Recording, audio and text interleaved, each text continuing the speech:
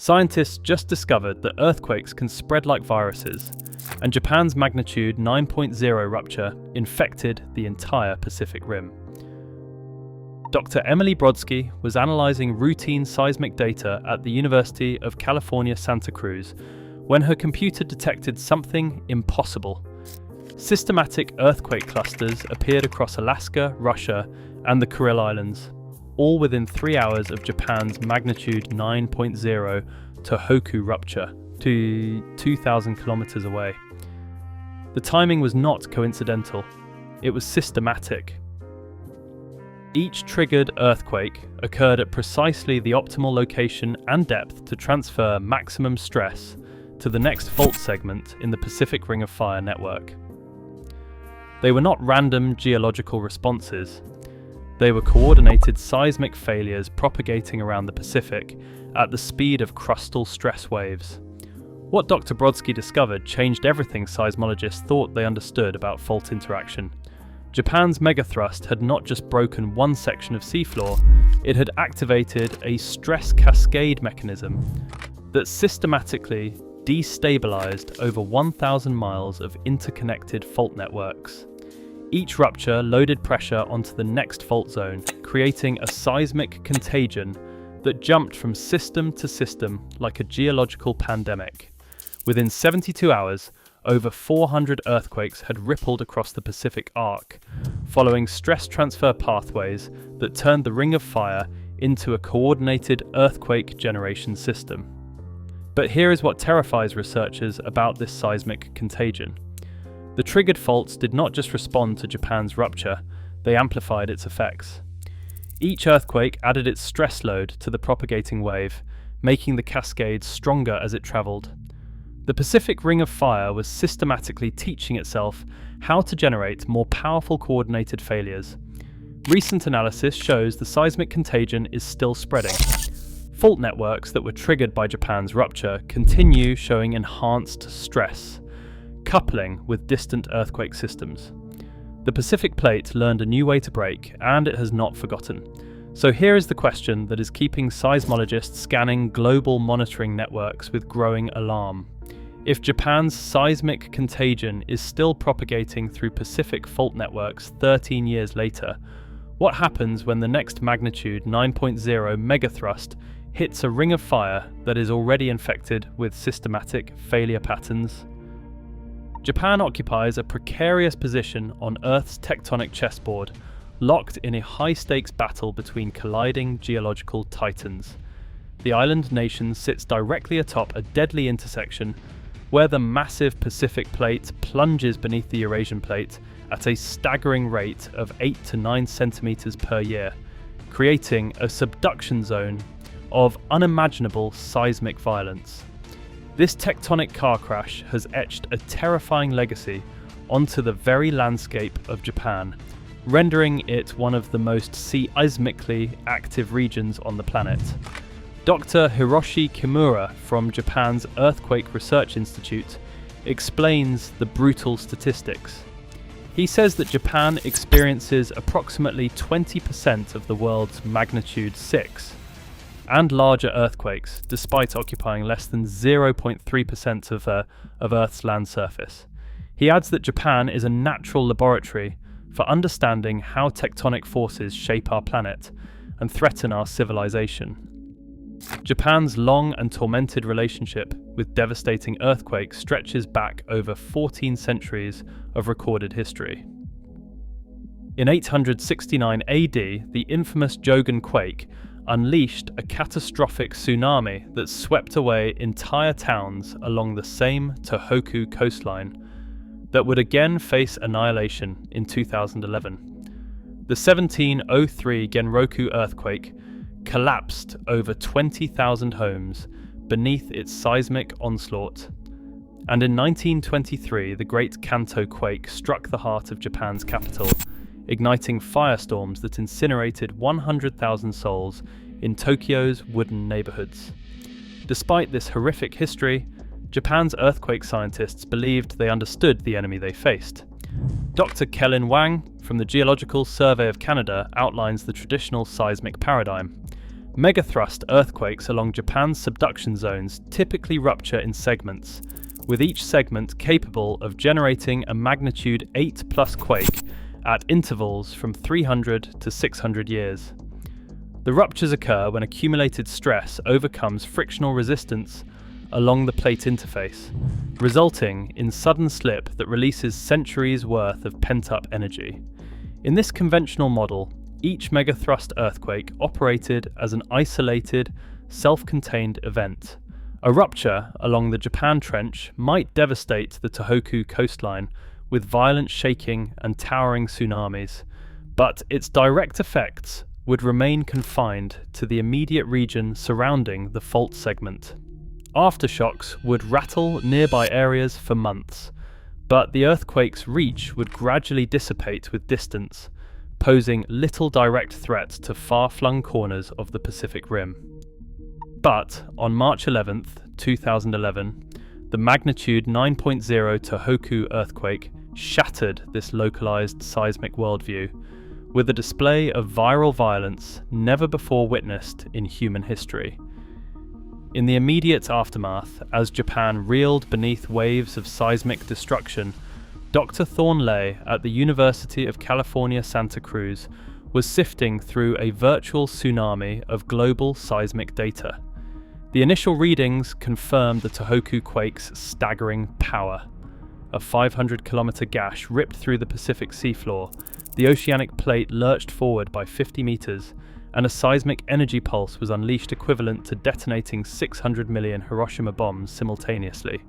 But what Dr. Ley saw next defied every tenet of earthquake science. 91 minutes after the Tohoku main shock, seismometers in Alaska began lighting up with an inexplicable flurry of activity.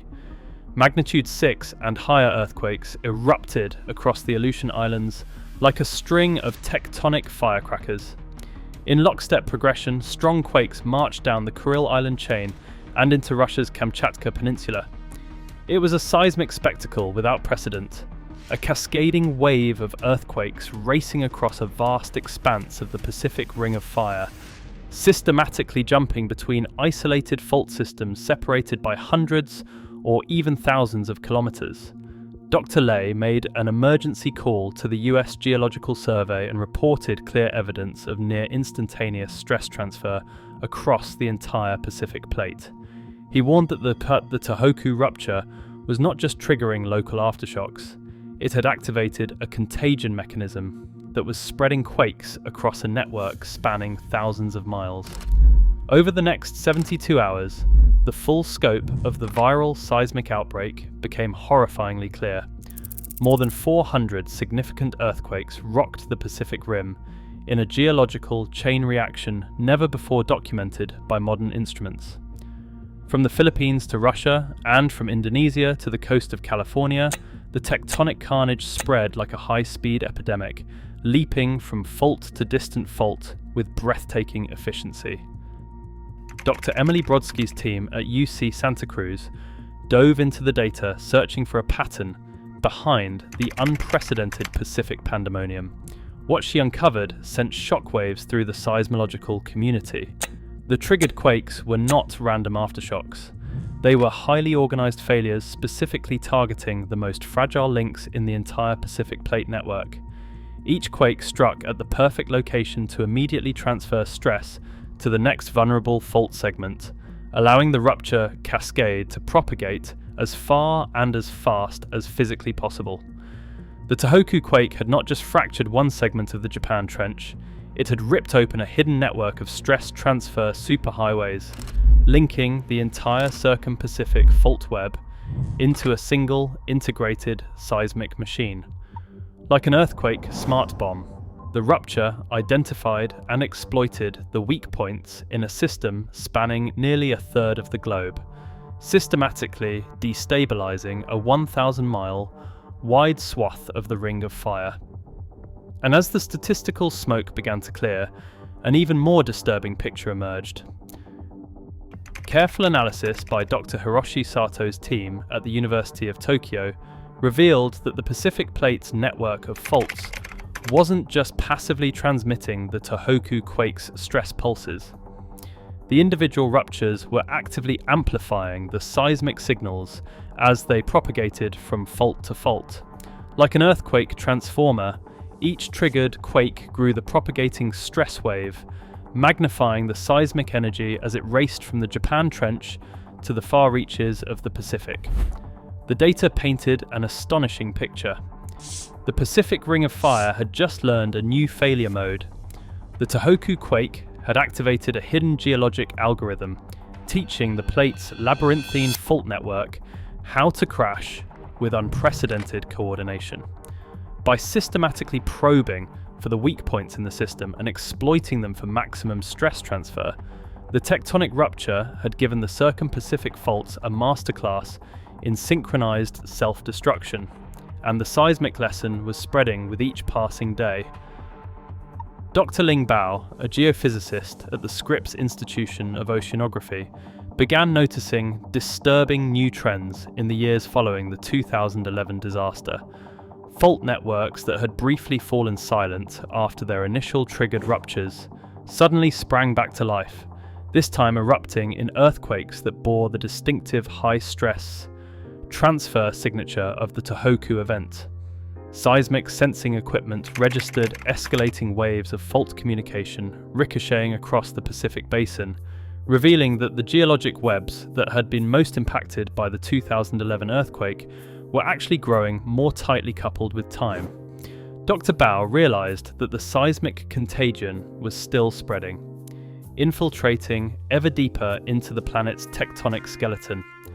The Japan earthquake had tattooed a new seismic program into the Pacific Plate system, and now that code was running in the background, slowly but relentlessly building a network primed for simultaneous self-destruction. Which brings us to the present and the looming seismic spectre that is chilling scientists' blood, like ice water down a spinal column. Dr. John Vidale has begun sounding the alarm about a Pacific Ring of Fire teetering on the brink of simultaneous annihilation.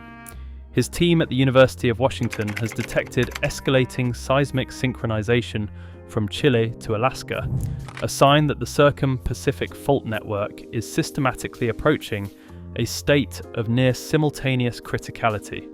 Dr. Vidal explains that Japan's 2011 earthquake did not just break the Pacific Plate. It turned the plate into a single, integrated seismic network poised for failure. Every new magnitude of the 6 and greater earthquake shows the same pattern, and it triggers fault interactions across radically larger distances than ever before observed. The real nightmare is that we can now see these triggered fault systems learning from each major earthquake, evolving their stress transfer communication webs to grow larger and more efficient with each passing event. The seismology community's worst fears were recently confirmed by a sophisticated supercomputer simulation run by Dr. Sylvain Barbeau at the Earth Observatory of Singapore. His model used over a decade of real-world data from the Tohoku quake's aftermath to game out the current state of the Pacific Plate system, and the scenario it generated was nothing short of apocalyptic. Dr. Barbeau says with a quiet urgency, "We are watching the entire Pacific Ring of Fire approach the final stages of a complete seismic phase change. The plate network is evolving with every major quake into a system that will require less and less triggering energy to completely destabilize. Sometime in the coming decades, a single seismic pulse in just the right place could send a cascading wave of synchronized fault failures racing around the entire Pacific Basin, a circumoceanic quake bomb with the potential to impact over 1 billion people simultaneously." And that's not the worst of it. New data suggests that the self-organizing behavior jumping between the Pacific Rim's fault network is beginning to spread along the deep tectonic subduction zones that snake beneath the continents themselves. Triggered earthquake signatures first seen in Japan are now appearing along fracture webs that penetrate thousands of miles into the crust, reaching beneath some of the most densely populated regions on Earth. The message is clear: the seismic contagion that began in Japan is going global. The earthquake networks that knit the planet's crust into a single geologic framework are awakening to a new method of cascading failure, one that could bypass all known methods of seismic hazard containment. As we speak, invisibly and undetectably, the very fabric of the continents is being reprogrammed for cataclysmic collapse. Are we seeing the birth of a new paradigm in seismic self-destruction? Has the 2011 Japan earthquake activated a countdown clock leading to a global seismic doomsday? The data are leading to a chilling conclusion. The stresses lurking in the hidden skeleton of the planet have been learning from each triggered quake, waiting patiently for the right fissures to shake loose a worldwide seismic web, poised for synchronized impact. One single quake, the Tohoku disaster, ripped the geological internet open for connection. The next big rupture could pull the trigger that causes the planet's fracture networks to crash in a planet-wide tectonic implosion. If this chilling vision of Earth's interconnected seismic future made you rethink your place in our precariously perched civilization, let me know in the comments below. The geological weapon of mass destruction activated by Japan's 2011 earthquake is still learning.